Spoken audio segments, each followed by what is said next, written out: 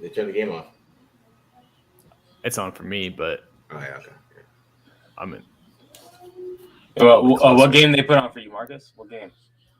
I don't know. I'm not in the room, but I heard it. I probably should close my door. Are we live? Yeah, we're live. I'm about to take it away. Hold on. You're now listening to TDL on silverandblackpride.com. This play used to be run with Henry Ruggs, and we got Darren Waller on the choice route, Hunter Ripper on the shallow. But I want you guys to watch Tyrann Mathieu here, okay?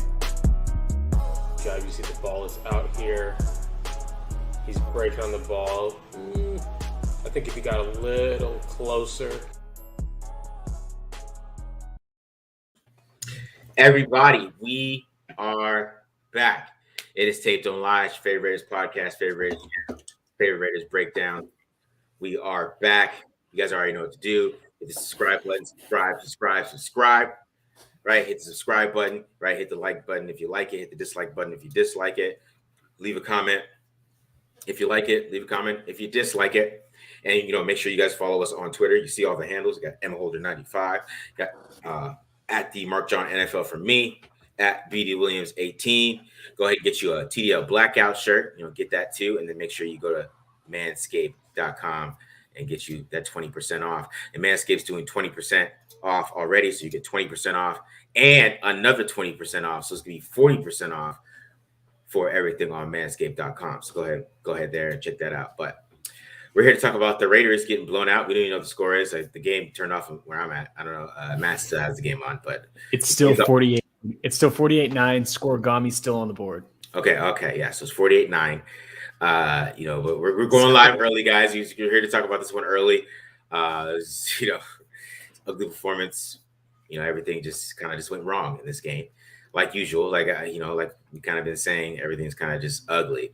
And letting the Chiefs put up 48 points, that offense, and kind of letting that offense just roll like that kind of bothers me.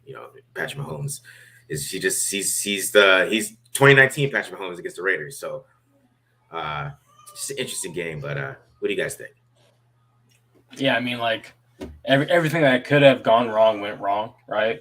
From the opening drive, Josh Jacobs coughing the ball up, and then it was just like an avalanche from downhill from there. But I think as soon as that happened, you kind of had the feeling like the Raiders weren't going to be in this one. Yeah. So it's not like this one hurt as much as the previous ones, but for definitely this is.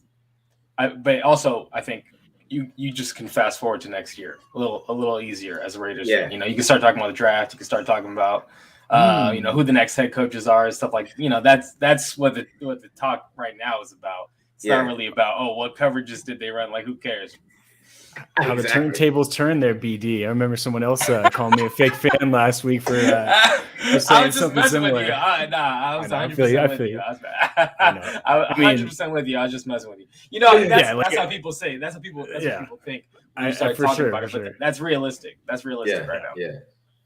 I mean, I'd even take it a little bit further than what BD said from the first play. As soon as they did the whole standing on the Chiefs logo thing, I'm like, I saw that. I'm like, there's no way this ends well.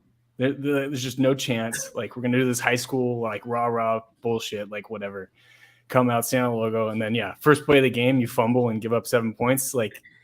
Literally instantaneous karma or whatever you want to call it for doing it. I mean, credit to the Chiefs, they handled it like pros.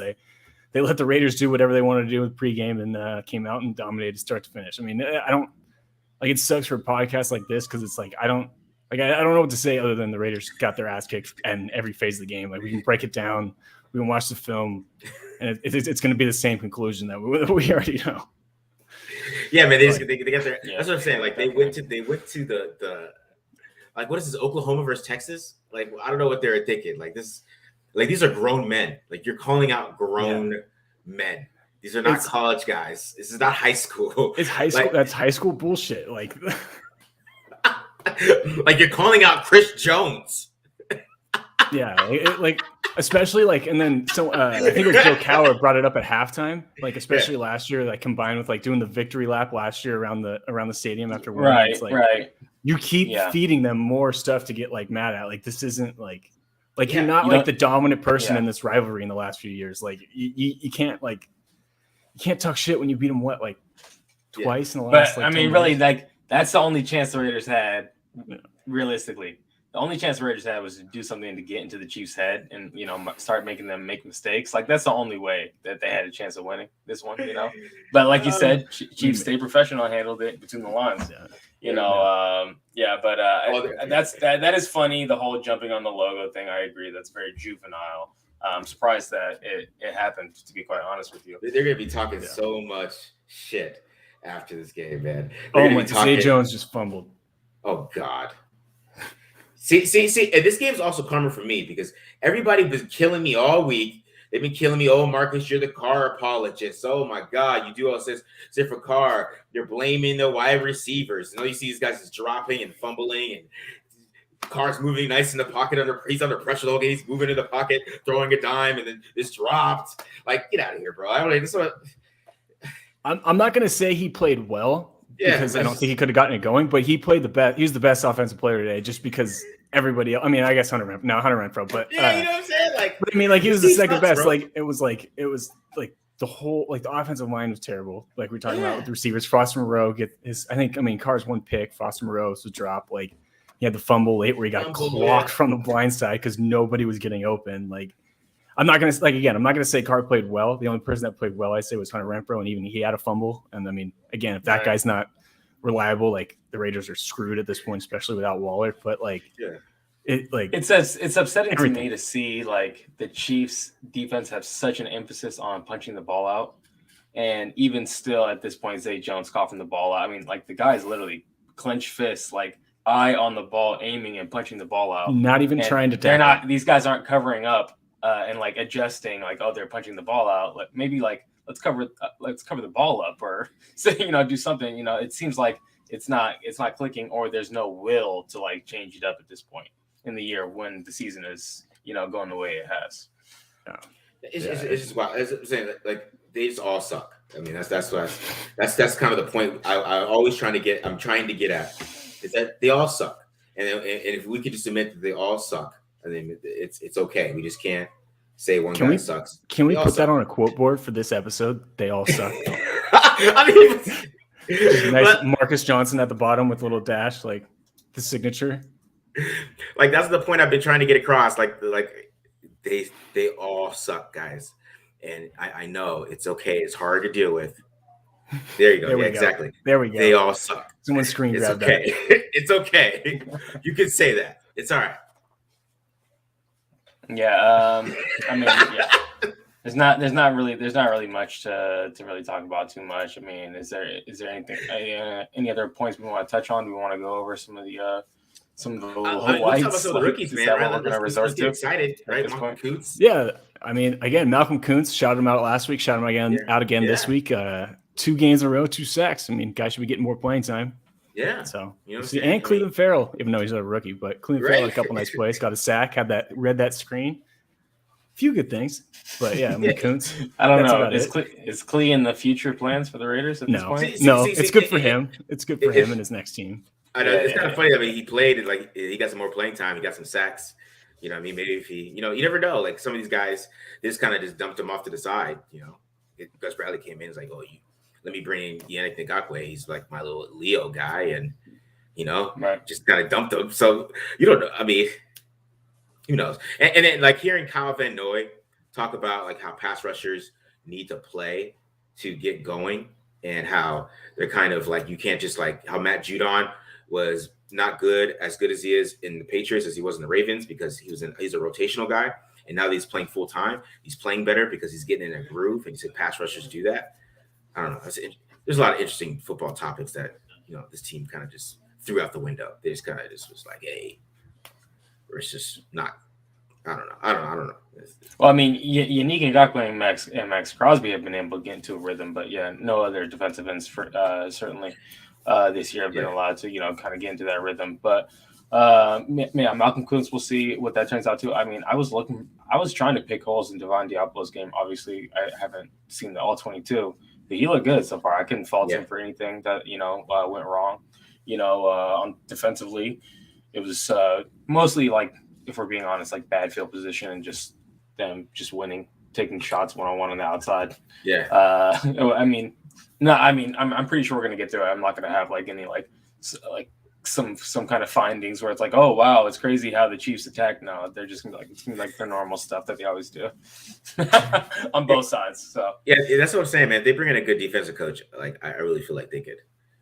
That defense, there's some pieces there. There's pieces that if they get the right defensive coach, could make sure they get all their stuff together. I think they could do something with it. Right. Yeah, we'll see. Matt, you have any opinions on any of that? I mean, we'll see what happens. Like you said, I don't know what the offseason is going to come with, but I'm kind of open to anything with head coach. I think as far as that goes, probably my top choice would be Doug Peterson. If we're getting into that at this point in the season, but okay. I don't know. But yeah, I can see a defensive mind getting somebody in that's younger, kind of like the next Brandon Staley, if you will, kind of deal. Is that what you're talking about? Yes, something like that. I mean, that'd be the right thing. But yeah, I'd be down for that. They're probably going to hire Dabo Sweeney or something like that. So probably Dabo or Harbaugh or something like that. Go from the college ranks. Yeah. Would you guys rather Dabo or Harbaugh? Harbaugh, because at least he coached the NFL before and won. Yeah, I feel like Dabo. Go ahead. I was just gonna say, I feel like Dabo's a Urban Meyer situation, like waiting to happen. Maybe not to the same extent, but like something similar. Yeah, because even Harbaugh wore on grown men. You know what I mean? Like that type of.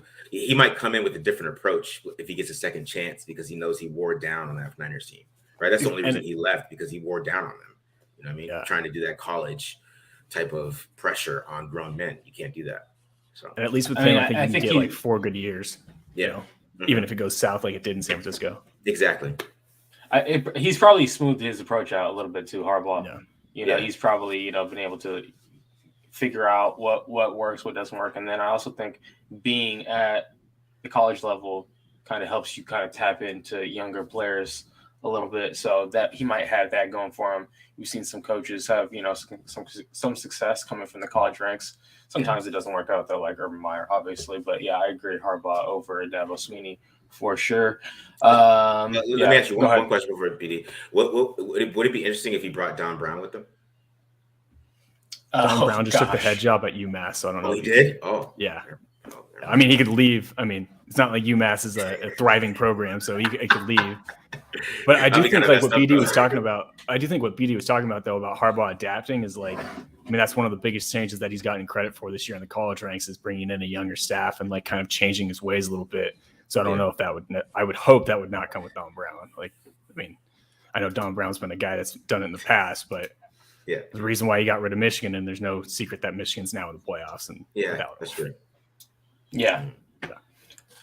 Well, thanks for saying that, man, because there's a lot of people that are Don Brown, fans that would be pretty upset. So I'm glad you said it, Matt, and not me. You got Don Brown sticks in the comments?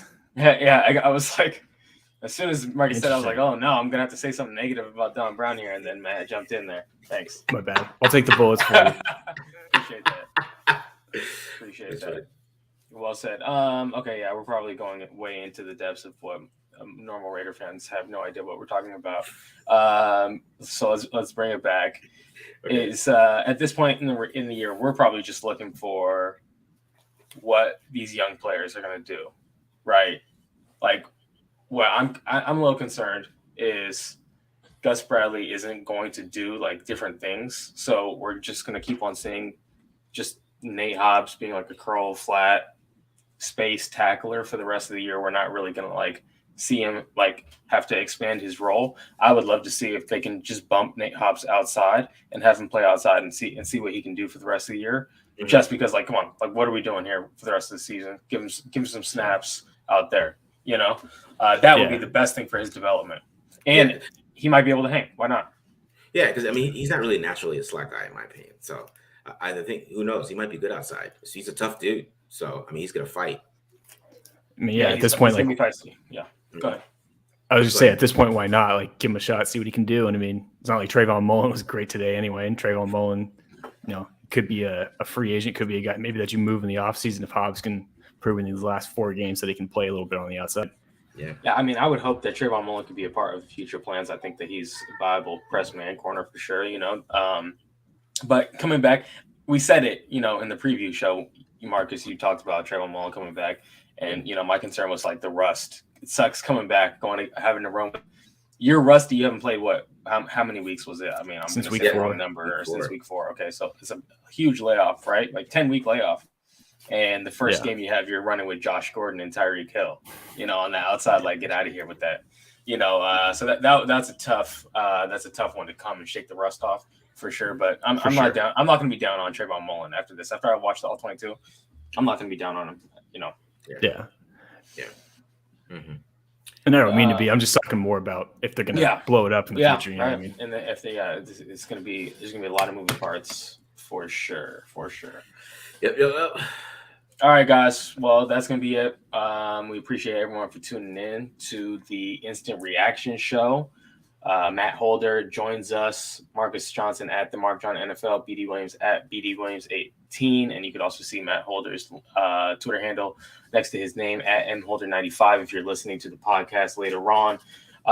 We appreciate everyone for tuning in. Again, make sure you subscribe. Make sure whatever device you're watching this, listening to this on, you hit that subscribe button and turn on post notifications so you get that notification when we do go live. We got a lot of stuff coming down the pipeline for you, the TDL crew. That's it from us. Holla at you. Peace.